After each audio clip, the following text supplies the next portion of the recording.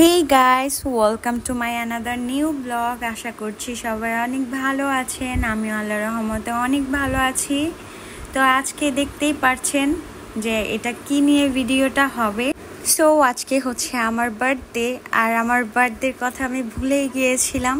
যদিও আমার মনে ছিল একদিন আগে, কিন্তু আজকে যে এরকমভাবে একটা সারপ্রাইজ পাবো সেটা একদমই কল্পনা করিনি। কারণ আমার হাজব্যান্ড আজকে সারা দিন বাসায় ছিল, সে যে কখন এইসব করছে আমি টেরই পাইনি।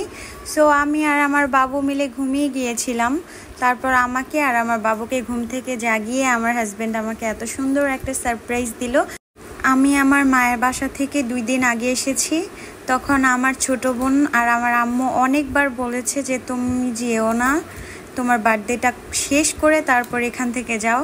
কিন্তু আমার কেন জানি মন চাচ্ছিল না থাকতে, আমি চলে আসলাম।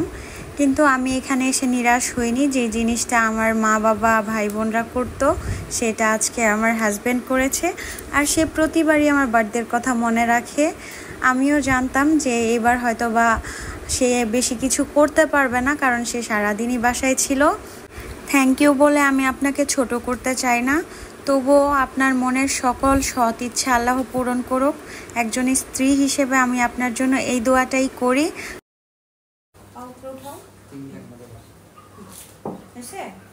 বসছো? আচ্ছা, এটা বেশি উঁচা হয়ে গেছে, এটা কেটে ফেলি আমরা।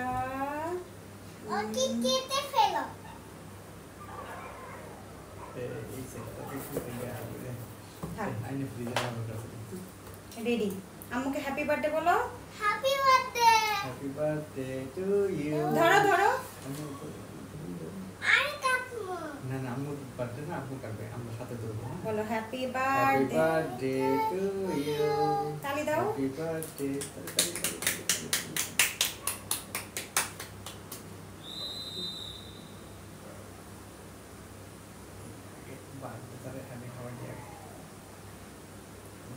আগে মামুনি রে ফোন, আগে মামুনি রে। তোমার বার্থডে না, তোমার আগে। এই ভাই করে এই রোজি মধ্যে খায়। খাও, খাও, দেখো খাও। কেমন এই তো